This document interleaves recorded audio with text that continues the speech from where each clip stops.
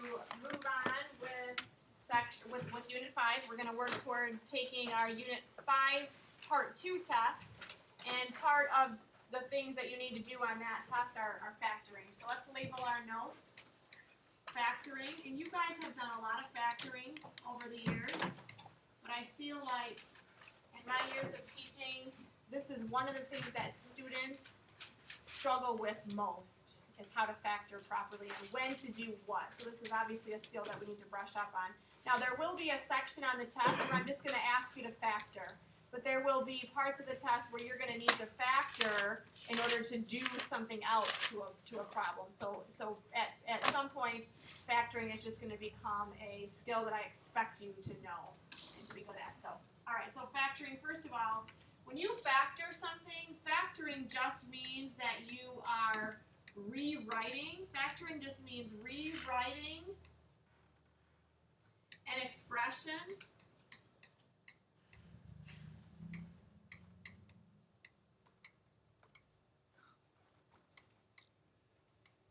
as the product. What does that mean, product? As things multiplied. So you're just rewriting an expression as the product of smaller terms. I'm going to show you, as I usually do, I'm going to show you with some examples. So examples, the first example that I want to show you is something that you've probably done a lot, and probably have already done it in this class actually. X squared minus 4x minus 45.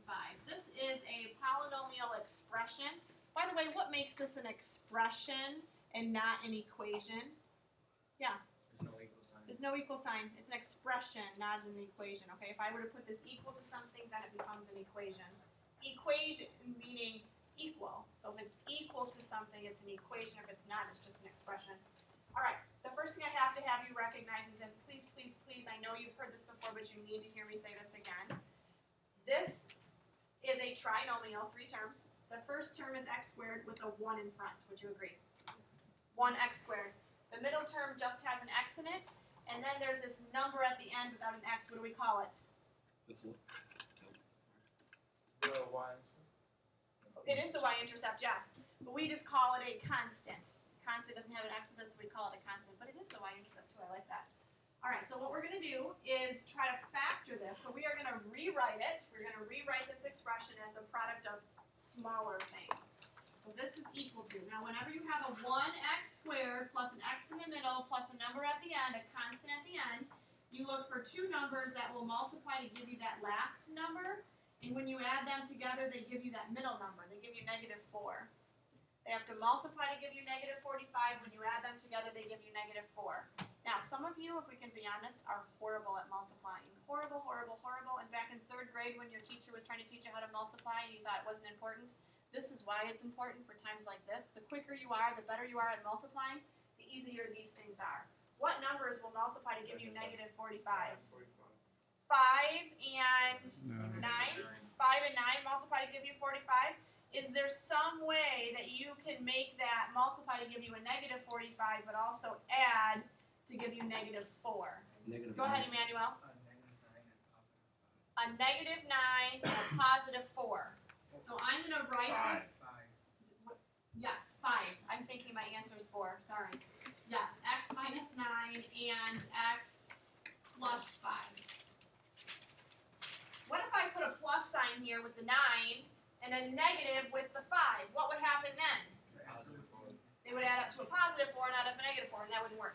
So they have to multiply to give you negative 45, add them together to give you negative 4. Okay, I just want to show you something. You don't necessarily need to write this down. I just want you listening to this. If I were to take these 2 smaller terms and multiply them, x times x would get me x squared. X times 5 would get me 5x. Negative 9 times x would get me negative 9x, and then negative 9 times 5 would get me negative 45. When you collect like terms, 5x and negative 9x, what do they combine to give you? They combine to give you negative 4x. Isn't this exactly what we started with? Yeah, so when I multiplied them and got this, so in other words, when I multiply the factors, exactly what I started with. Okay? Always should happen. Whenever you factor, that should always, always, always happen. All right, example 2. X cubed plus 9x squared plus 14x. Factor this. So I want you to compare this to example 1. What is different about example 2? Marcellus. No constant. There's no constant. Very good. There's an x next to the constant, the 14. That used to be, 14 would have been our constant if it looked the way it did in problem 1. What else is different about this? It doesn't have a constant. What else? Pardon me? Yes, it has a third power instead of to a second power. So we cannot factor this. We cannot factor it the way we factored the first problem. But I want you to recognize that these 3 terms have something in common. What do they all have? They all have an x in common. So I'm going to take an x out of it. So in other words, I am going to factor out an x. We're factoring. So I'm going to factor out an x. When I factor out an x, by factoring out x out of this, that's like dividing an x out of every one of these terms. So if I factor an x out of x cubed, what am I left with? X squared. Very good. If I factor in x out of 9x squared, what am I left with? 9x. So in other words, 2 of the x's on the top, 1 of the x's on the bottom. One of them cancels out since they are alike to both the top and the bottom. So I have plus 9x. And then what happens if I factor or divide an x out of 14x? You're going to be left with just 14. All right, now this, ignore the x here at the beginning. I'm going to cover that right up. You're left with, look at this, x squared plus 9x plus 14.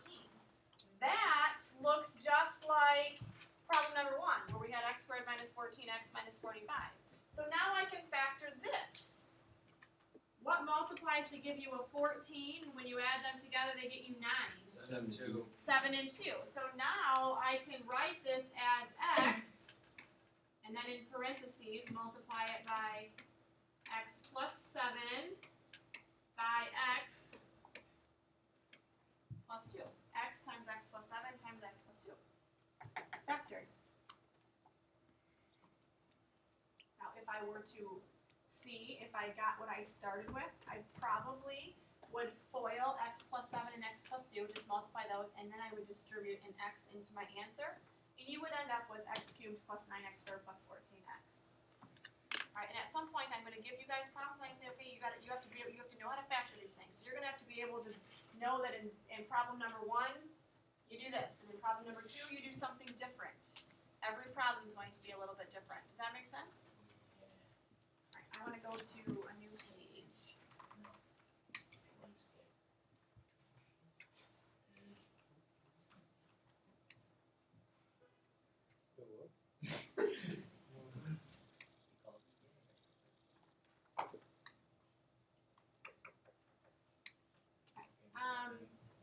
Example 3. Example number 3. Let's do this. 16x to the power of 4 minus 2. 12. 73. 84. I can handle it, guys. 25. Thanks, so. Minus, this is what I wanted to do, but let's do 8x to the power of 2. Let's factor that. So we have a power of 4, we have a power of 2. It doesn't look like the first example. In other words, it doesn't look like that example that we talked about here. It doesn't look like that one. What can we do here?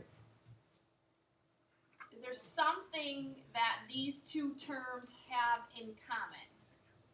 Go ahead, Mike. They're x squared. They both, this has 4 x's, that has 4 powers of x, I should say. This one has 2 powers of x, so they both have at least what? 1x squared. They have more than that. Or- Oh yes, they have 1x squared, yes, they have 1x squared. They have more than that in common though. We can even bring more of it up. Go ahead, Nan. 4 or 8.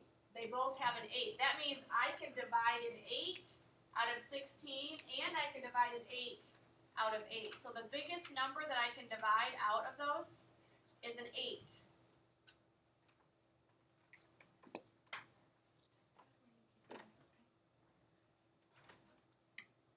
So they both have 2 x's, they both have an x squared, I should say, and they both are divisible by 8. So what I'm going to do is divide both of those terms by 8x squared. What is 16 divided by 8? 16 divided by 8 is 2. Back up here. So I'm going to divide an 8x squared out, and it's going to leave me with, when I divide those, I have 2. Now if I have 4 x's on top and 2 x's on the bottom, how many x's are left? 2 of them. So I have 2x to a power of 2. And then what about, what's happening here? 8x squared divided by 8x squared. 1. No. Like if you have 5 over 5, what is 5 over 5? 1. So 8x squared over 8x squared is 1, but there's a minus sign in between it. So your 2 factors here are 8x squared and 2x squared minus 1. Yes? Wait, Miss, Yes. the 8 is, it's the 8x squared. Did you get that from dividing it? No, Because that's I the- looked at these 2 terms and decided what is the biggest number that I can divide out of both so 16 you have to and add 8, and it was an 8. And then what about the x's? I have 4 x's here, I have 2 x's here, so the biggest I can divide out was an x squared. So you have to put what you divide it with. Yes, what you divide out needs to go in the front. Okay. Okay? And we're going to do another one of these and just introduce them here. Example 4. Let's do this. Let's do 25x to the power of 5 minus 10x to the power of 3. How can I factor that? What do they have in common? They're both divisible by 5. Good. 10 will divide into 10, but 10 will not divide into 25 without giving you a decimal, so you have to go smaller than that. It's going to be a 5. So I can divide a 5 out of those. So I'm going to divide both by 5. But not only can I divide them by 5, I can take some x's out too. How many x's can I take out? 3. You take 3 of them. I have x cubed here, and I have an x to the 5th power here. So I can take x cubed out. So I am going to divide a 5x cubed out of this and a 5x cubed out of this. So what is 25 divided by 5? This is 5. And then what about x to the 5th power over x to the 3rd power? What does that give me? X to the 2nd power. And then what about 10 divided by 5? 10 divided by 5 is going to get, which is we have a minus, this minus right here, 2. And then what about this x cubed and x cubed? They kind of cancel right out, and this leaves me with minus 2. And that's it. That's factored.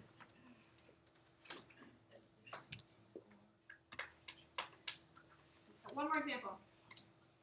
Let's do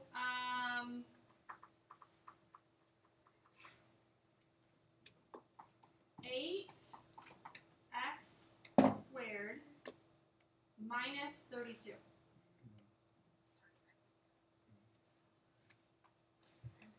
Do they both have x's? They don't both have x's. But they do both have numbers. Is there a number that I can divide into both 8x squared and into 32? 8. You can divide an 8. Yep, so I'm going to divide an 8 out. If I divide an 8 out, those 8s are going to cancel out. I divide an 8 out of this. By the way, I'm dividing an 8 out, so I have to put an 8 there. I divide an 8 out. What am I left with? X squared. A minus. And then what is 32 divided by 8? Oh, wow. It is 4. Oh. Am I done? Yes. It looks like it, but we're not. Ooh. We can distribute. Well, we could distribute, but if we distribute, we're gonna go back to, we're gonna Oh, have to be yeah, exactly yeah. where we started, and we're trying to pull this apart right now. Alright, so, couple things. This right here, the 8's not gonna do us any good, but this thing right here, x squared minus 4, we can simplify that part a little bit. First of all, I want you to make a note of this. Draw a little arrow to the x squared and to the 4. What kind of a number is 4? Even. A constant. Perfect square. Perfect square, yes. It is a perfect square. What about x squared? What is that? That's a Perfect square. perfect square. It's perfect square because it is x squared. So both x squared and 4 are what we call perfect squares. And then what do you see in the middle? The negative. Yeah, a minus sign. So because these are both perfect squares and there's a minus sign in between them, we call this a difference of perfect squares. In other words, we are subtracting two perfect squares. Whenever that happens, and this is gonna, I promise you that this will show up in some form or fashion on the test. So you may as well start learning this now. Whenever you have two perfect squares that are subtracted, they always factor to give you this. Please excuse interruption, just a couple of the end of the day announcements. One, there will be no cheer practice today after school. Again, no cheer practice today. And all free yearbook cookie orders need to be turned in with their money tomorrow to Mr. Franz or your order will not be sent out. Again, all free yearbook cookie dough orders need to be turned in with their money tomorrow to Mr. Franz or your order will not be sent out. Whoa. All right, 8 times the, okay, whenever you have a difference of two perfect squares, this is what it factors to. What is the square root of x squared? What is the square root of x squared? Remember how I taught you guys when you take the square root and square, they cancel each other out? What are you left with? X. X. What is the square root of 4? 2. 2. So I'm going to put a 2 here. I'm going to put an x here. I'm going to put a 2 here. But they have to multiply these two numbers. The 2 and the 2 have to multiply to give you a negative 4. So one of them has to be positive and one of them has to be negative. Commit that to memory right now. If x squared minus 4 is x plus 2 times x minus 2, what is this? Add this to your notes. Number 6. What is x squared minus 36? X squared is a what? Perfect square. Perfect square. What about 36? Perfect square. It is a perfect square.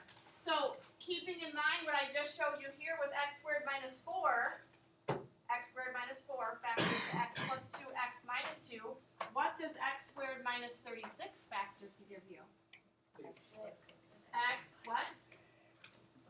Plus 6, good. X minus 6. And let me just show you something why that works. X squared minus 36, it's missing 0 x's in the middle. Would you agree? It has no x's in the middle. It has an x squared term. It has a constant. It does not have any x's in the middle. There's 0 of them in the middle. So when you are factoring this, you are looking for two numbers that multiply to give you